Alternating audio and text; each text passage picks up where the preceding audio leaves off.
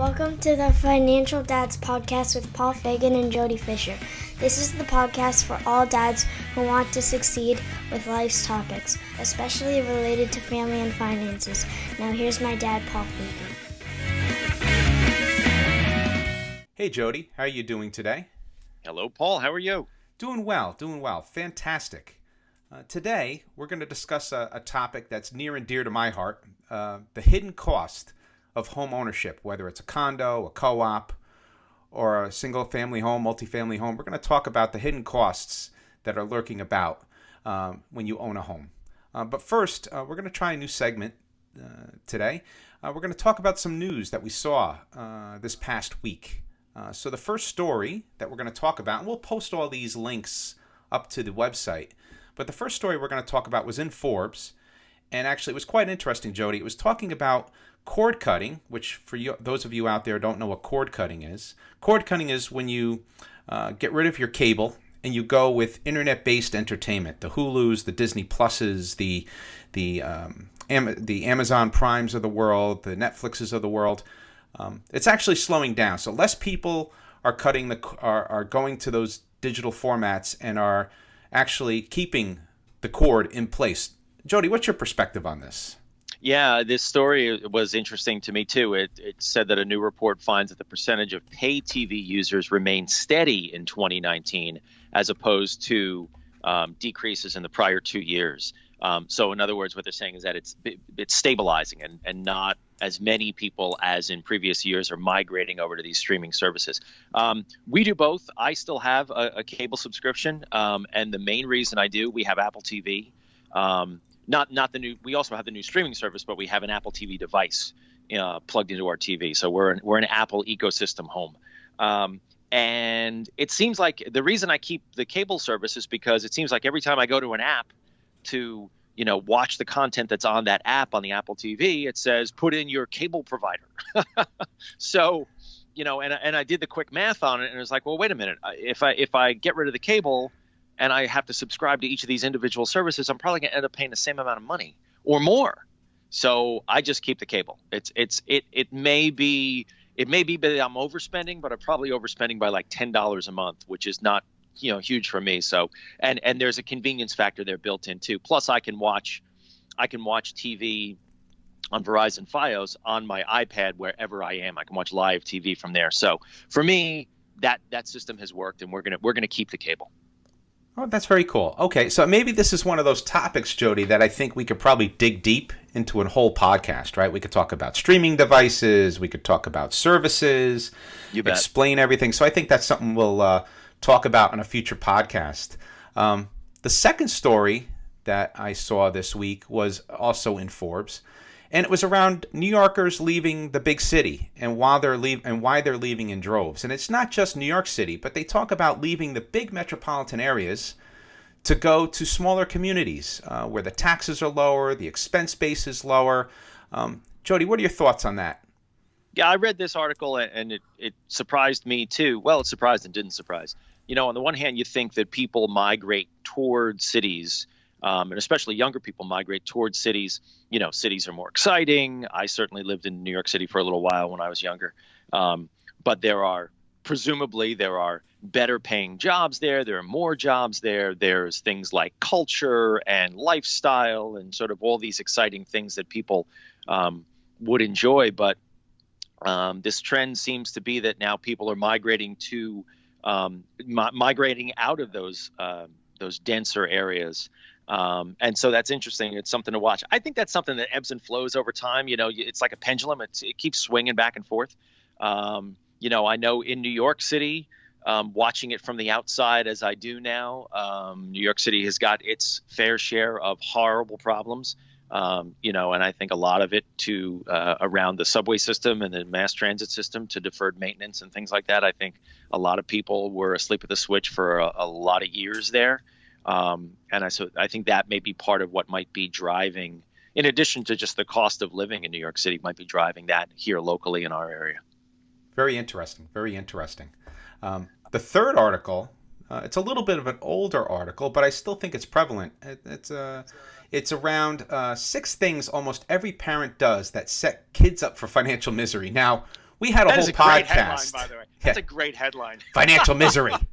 So, and they talk about things in the article that I think we've talked about in a previous podcast, but it's worth kind of citing them. Is always saying yes. When parents always say yes to the kids on anything, not teaching the basics to the kids about money, paying for everything that the kid wants. So there's a number of things in the article that are quite intriguing that we actually touched upon in our previous podcast. So I would encourage people to look for our Kids and Money podcast because a lot of it ties to that. And I think for us, what we'll do is all three of these articles we'll post to our Facebook page. And hopefully, if please, we're looking for your feedback and commentary. So we'll post those links this week, and you'll see them on the Facebook page. And please reach out. And we appreciate your support and getting a dialogue going with our listeners on these topics. So I think now that we've gone through the stories for the week, we'll go on to our weekly topic, right, which is the hidden cost of ownership. I keep saying that, hidden cost of home ownership, right? So my current situation is me and my wife, we both owned a small condo, and now we're in a larger home. There was a notable difference between the utilities, the taxes, the maintenance that we paid in the condo as to where we are now in our home. So, for example, the electric bill, which used to be way back when, $100, $150 a month, in a bigger house, which I guess makes sense, it's almost double or sometimes triple, depending on the time of year.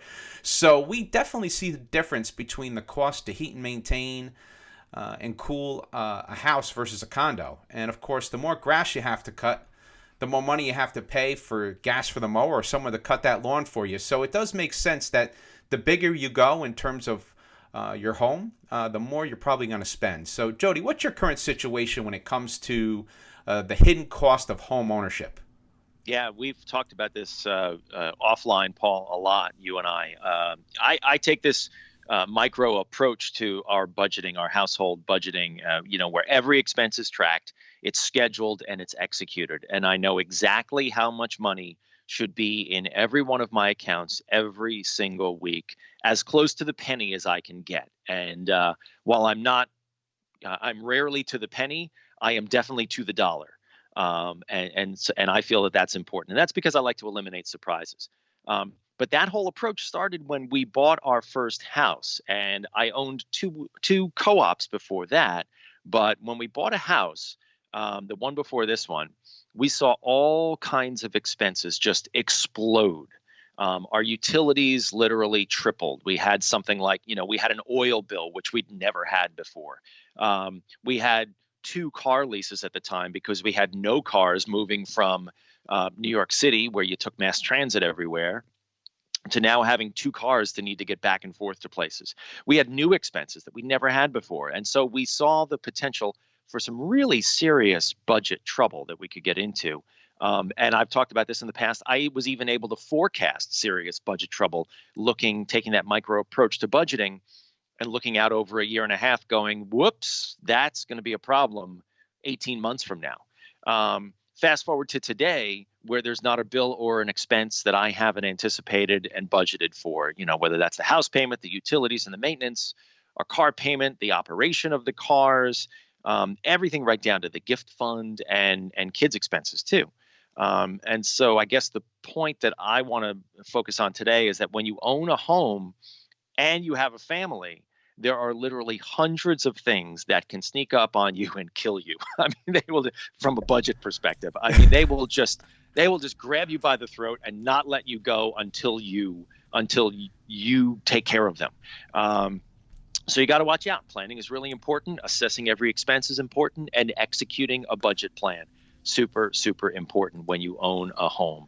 And Paul, I think we're going to run down a couple of those things now. Yeah, absolutely. And I think you hit upon something in your discussion that you pointed out I didn't think about, and that's the unforeseen expenses. So maybe that's a longer commute, so now you have to pay for additional commuting expense. There are a lot of hidden, and that's why I guess why we say it's hidden costs, right? Hidden homeowner costs, right? So It might be beyond home ownership. It could be that now you have to park at the train station, and it might be $600 a year to park or $1,000 a year to park at the train station. So I'll give you mine. Ready? So we moved from New York City to the suburbs of Long Island. I went from having a roughly $100 a month subway, unlimited subway card. So and the math was, if I swiped it like an extra 2 times a week, which I always did, I was beating the system. So I went from $100 a month to adding on $400 a month, $400 a month to ride the Long Island Railroad. So my commuting expenses went from $100 to $500 overnight, plus the $75 a year to park my car at the train station. Yeah, and that's just commuting expenses. Yeah, that is amazing, right? And I think that's why we have some friends that still live in the city. We have a mutual friend that lives in the city. Once again, I always say we'd love to get him on this podcast. We probably never will, but he lives in the city. And I think he has the same rationale. If he moves, and I've had this discussion with him, hey, why don't you move to the suburbs, right? Now, he works in the city. His wife works in the city. He's raising his kids in the city. The idea is, and he's very astute financially, he realizes, and he always has this argument with me, is if I move to the suburbs, it's another car. And I'm going to have to commute back and forth. And it comes not only down to the financial cost, but the time cost, the time He's so suck. big on time. He is so big on time. Yes, we could both agree on that. So he sees the benefit of him being able to wake up, get to his work within, less than 20 minutes and back home as a value add. Right? Absolutely. And I think that's also key when it comes to the hidden cost of ownership is your time. Are you going to spend? He once argued with me about the value of actually taking his laundry to the laundromat and having someone do his laundry for him, and he expressed the value in dollars, and he explained it to me, and I was like, "You're right, man. We really got to get him on this. We'll never get him here, but if we ever could, that would be like our rock star moment if we can get him on the podcast. It would be quite amazing if we can get him on. But anyway, we won't digress and wish. It'll probably not happen. But you're right. There's a lot of these different things, and if you talk to different people about it, and also the further you move away, the more your costs and time are going to come into play. But why don't we dig into the actuals, right? So kind of the meat and potatoes of where we think the most costs of hidden home ownership lie, right? And I think the biggest one that always comes to mind is taxes and insurance, right? When you rent an apartment in New York City, for example, or rent, you're paying renter's insurance probably, and you're paying your rent, right? But then when you get to a home, your taxes, all of a sudden you got real estate taxes, you got your homeowner insurance with your property insurance. What are your thoughts on this, Jody, when it comes to taxes and insurance?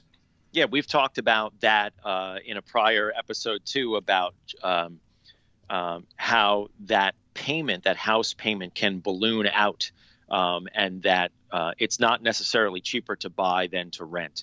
A lot of those things, like taxes and insurance and stuff, can be factored into a rental payment when you're renting. And it changes when you go to something like when we were in like a co-op, we had a mortgage payment and we had a homeowners association kind of payment, a co-op payment, where taxes were figured into that. Then when you move to a single family home situation, you've got the mortgage payment, you've got the interest payment, you've got the taxes, and you've got the insurance. They call it a pity payment, PITI, and, cue the violins, pity. But, that number is the biggest number that you'll probably spend all month. And that can be a huge number. I mean, we went from the house we were in before this one to this one. We cut that payment significantly, and it's still a big payment, and it's still far and away the biggest payment that we make every month. So if you don't properly assess that going into that, and don't forget, because when you buy that home, you're in it. You're in it until you sell it. You can't turn around and go, oh, never mind, I'll just leave. You can't just leave. Extracting yourself from a house is extraordinarily challenging.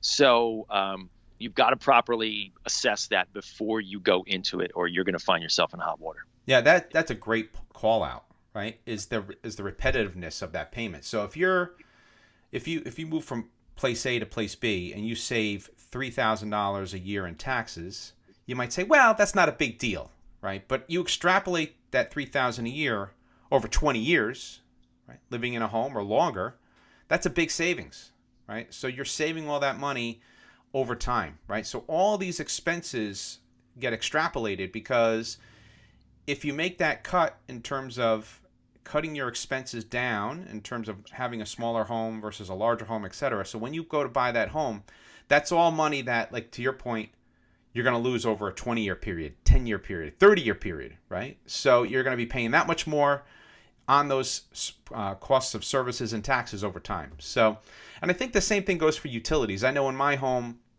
and I said this at the top of the podcast, gas and electric in my home is not too bad. It was much cheaper in the condo. But when I've looked at bigger homes, I've always had this desire, and I think I've said this on other podcasts, I've always had the desire to buy a bigger home at some point, if the numbers work. But a lot of times when I look at those numbers, I look at everything in aggregate. So it's not just the cost of me selling my home and buying a bigger home.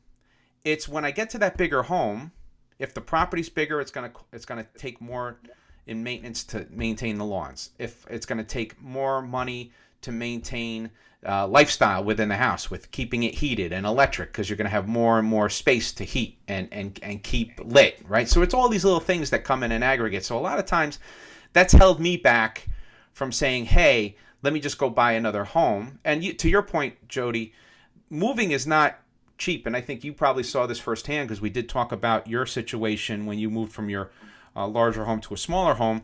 There's that transaction cost. So like you said, it's very hard to kind of move from the home, not only because you got to pack everything up and you got to move everything, but it's the transaction costs that you're stuck with the realtor fees and all these things. So when you make that decision to buy that home, it's even more important than ever to take a look at your situation and say, do I need this oversized home? Do I need to buy something so big? And maybe you can, but it comes down to making sure you watch for these little hidden costs of ownership. Yeah, absolutely. And the utilities are the next biggest thing you're going to spend your money on in any house, anywhere. Right after that, the house payment that includes the taxes and the insurance. And put all together, you've got to figure out what it's going to cost to operate that home, because you can't just move into a house and then not have air conditioning, not have heat, not have, I put things like cable and all that stuff under utilities, the stuff that makes the house actually operational, something like an alarm system, right? I mean, Many people have an alarm system in their house. There's a monthly cost to that in addition to an installation cost. That's something you didn't have when you were in an apartment or somewhere else.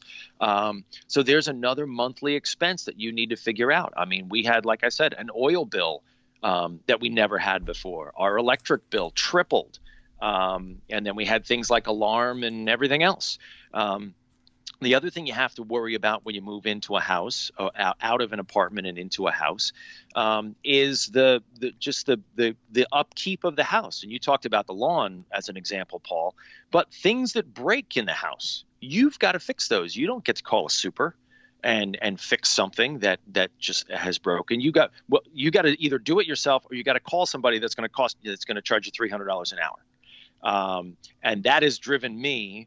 I've always sort of been interested in that stuff anyway, but that has driven me to become extraordinarily resourceful and learn a lot about how my house works, right down to things like being able to rerun electric, being able to do things on the roof and, structure. And the only thing I'm really not good at is doing doors. So I did hire a guy to put some doors in. It's something with the level. I don't know. I just can't do it. But, things break in a house, whether it's a light bulb that goes out and you got to know how to screw a new one in. And I think we all know people who don't know which end of a hammer to pick up. That's right. But you got to know how to fix those things that break on a regular basis in your house, and then be prepared to pay. Even if you're doing the work yourself, pay for those things that break. I mean, if a doorknob comes off in your hand, you don't get to call a super and say, hey, my doorknob broke, bring me a new doorknob. You got to go out to the store and get a new doorknob and then put it on. Oh yeah, that makes sense. And I think you hit it on the head. It's not only break fix, it's break replace.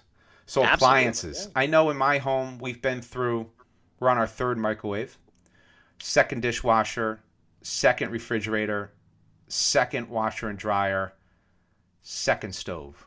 Yeah. So we've already run through and that's not all the unusual. appliances. None of that is unusual to me, to my ears.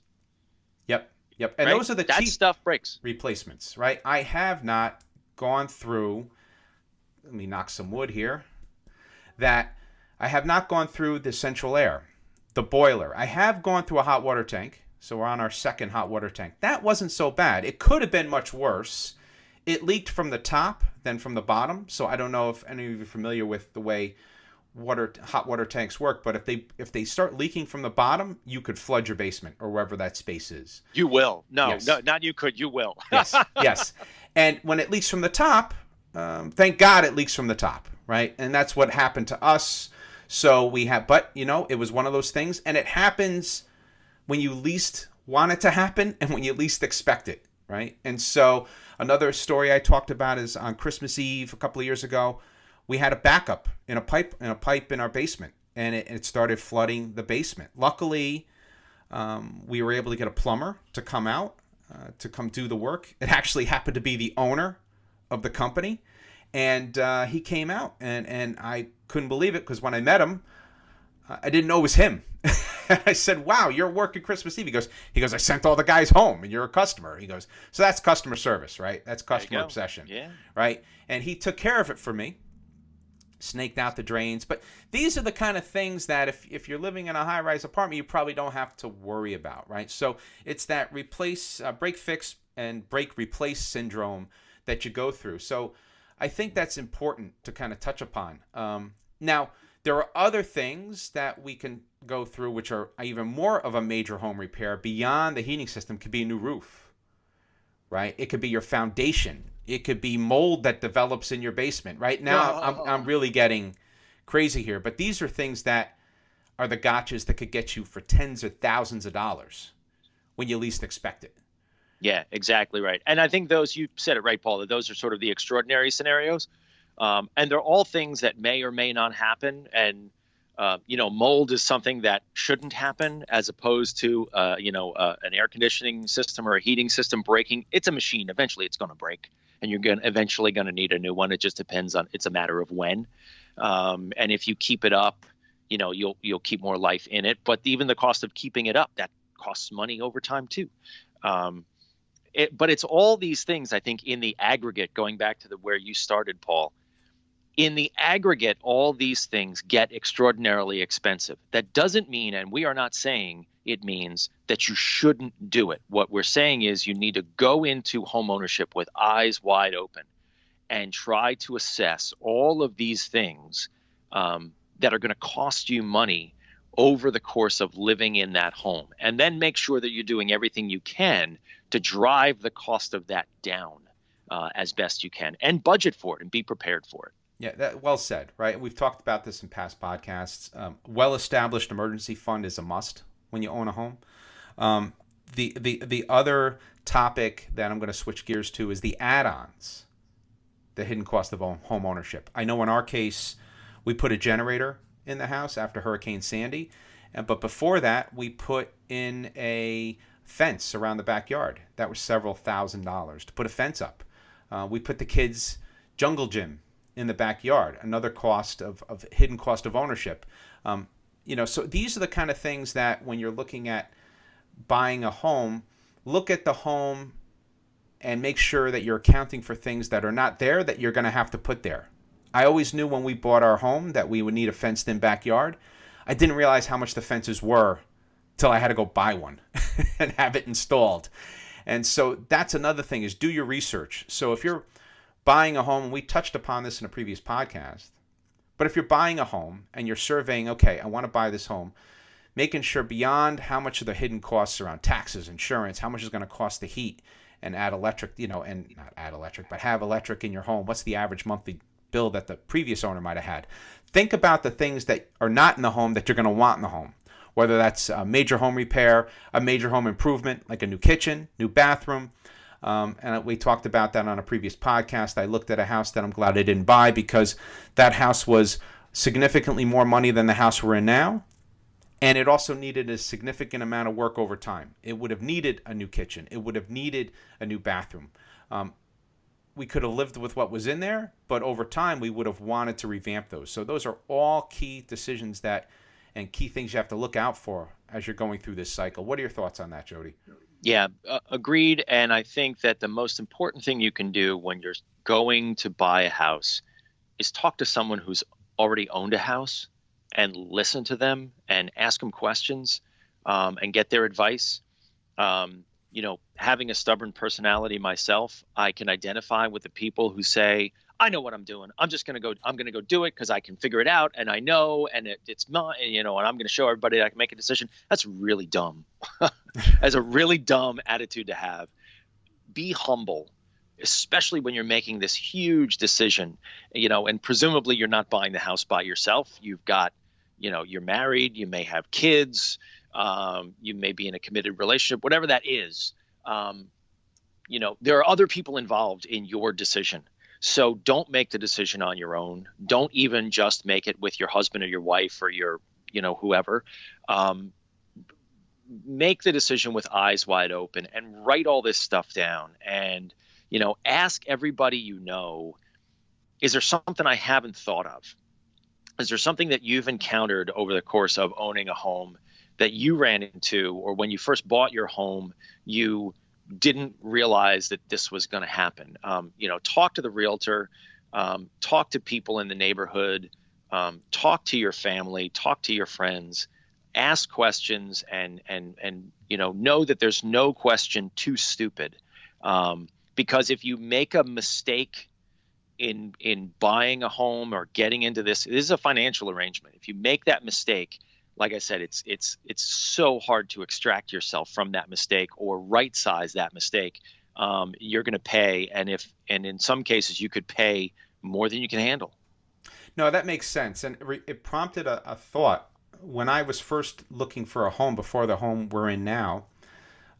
We were looking at a home that was very small, great neighborhood, but it was a small home, needed to be expanded.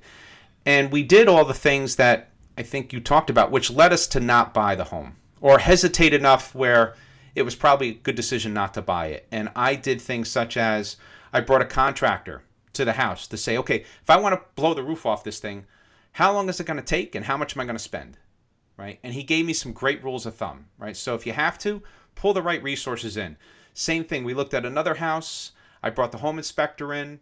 He looked in the basement. He saw water lines along the bottom. He said, hey, you might have water issues here. Okay, we walked away from that house.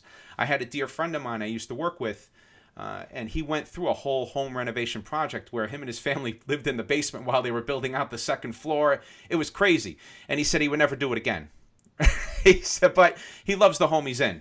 So there's, to your point, you have to ask questions, reach out to friends, reach out to family, ask for help in terms of, am I making the right decision? You don't want to overthink and get analysis paralysis, but you want to do your due diligence to make sure you're jumping into everything with eyes wide open. Absolutely, and that basement story with the water lines is a great example.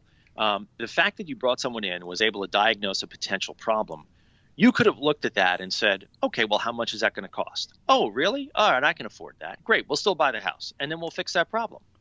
The point is that you would have gone in knowing that was a potential issue. And that's, I think, what you and I are trying to drive at in this, Paul, is that you got to go in with as much information as you possibly can, and not go jumping in saying it'll be fine, because I guarantee you, it's not going to be fine. Oh, yes. And it's funny you say that because something's going to happen. The home inspector gave me, saw that issue, gave me the report. I contacted a drainage specialist, right, to come over to take a look because we really like the house, right? So we wanted to give it the old college try. Okay, like to your point, how much is going to cost to fix this? And I remember the guy coming in and looking at it and walking around the property with him. And as soon as he said the word, well, we'll bring in a backhoe, I said, we're done. We're done. As soon as I heard backhoe, I'm thinking big construction equipment. This is not for me, right? I'm not looking. See, now okay, the difference there is that I would have heard backhoe and said, ooh, when can we start? No, I was done. Everything else was a blur, right? I don't want to hear backhoe in my house, right? And so I knew that it wasn't for us. I didn't want to go through the risk. I didn't want to go through the hassle. It was just something not to go through. But once again, to your point, we've talked about the doom and gloom, but I do want to point out that this is what I would call a two-way door decision right? And you went through this, Jody, and I have a dear friend and colleague that I work with. A shout out to Gaurav. We actually talked about the podcast this past week, and we were chatting, and congratulations to Gaurav. He's buying a new townhome for him and his family. And we were chatting about this while walking to dinner. And the whole idea of thinking about what your needs are. And he really sat down methodically, thought out, what do I need out of a home? And for him, he didn't want maintenance, right? He didn't want to cut lawns. He needed a home that was big enough for him to grow his family, etc. He made the right move. And I said to him, even if at the end of the day, something happens where this isn't the right place for you, it's always a two-way door decision. You could always get out of it, right? Now, there might be some monetary loss. There's some hassle. We know it's not good, but you could always likely get out of it. And I had another friend of mine who lived in New Jersey, bought a condo, and this is probably at the other end of the spectrum. His condo association wasn't very good, and they had construction issues with the condo complex. So that being said, he did eventually sell it. He did sell at a loss, but it was probably way for the better. You kind of put it behind you and you move on, right? So that's another important point. If you're in a home situation where the costs have become overwhelming, whether it's monthly utility or you find that you have to do a catastrophic home repair, etc., it's always a two-way door decision. There's always a way out. It may not be the most pleasant at the time, but don't let it get worse. So don't wallow in a bad decision. If you're over your head, don't get further in if you can. If you have to, get out as soon as you can. And I don't know what your thoughts are on that, Jody, but it is one of those things that if you think you're getting below water in a current situation when it comes to a home, don't stay there, right? You have to do and make drastic moves to get yourself out of that situation. Yeah, that was us. We did it. We did that. And I would argue that don't get into, if you can see it coming, don't get into it. If you ask the right questions, you'll see it coming. Paul, you described, walking the property and seeing problems with a home that you were interested in buying. You walked away for the reasons that you decided on walking away for. Asking questions is the most important thing, but also just being honest with yourself. Don't fool yourself. Don't try to convince yourself that it's going to be all right. Shutting one eye and, jumping off the cliff and hoping it's going to work. Be realistic about it. And so assess all of those hidden costs that are going to come up with owning your own home. And then just like any other project, factor in an additional 10%, and write it down on a piece of paper and let the math do the thinking for you. If the math isn't going to work out, you can't get into it, because the math won't lie. Science doesn't lie. That's great. Great going into, I think we'll go into our recap, kind of summary recap. And I think you might have recapped everything already, but I'm just going to go to like the major takeaway for me today was doing your due diligence ahead of buying the property to write down and assess the hidden cost of ownership. So once again, we've talked about this on previous podcasts, whether it's a spreadsheet, a Word document, a legal pad, a piece of paper. Jot it all down, jot your questions down, and then reach out to the experts. Google and search for articles, whatever you have to do needfully to become informed and become an informed homeowner or potential homeowner. So, Jody, what are your takeaways from today? Eyes wide open. Go in with eyes wide open. Ask questions, write it down, plan for it. There shouldn't be any surprises. There will be surprises. Let me take that back. There will be surprises in owning a home. Minimize the surprises as best you can.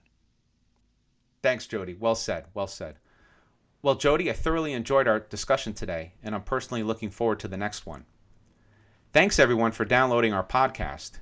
If you have any questions or comments, please email us at financialdads@gmail.com or check us out on Facebook. Just go to financialdads.com. So with that, this is Paul and Jody reminding you, managing finances can be stressful, but that's why the Financial Dads are here to help you plan for success. Have a good one, everybody. Be well, and thank you.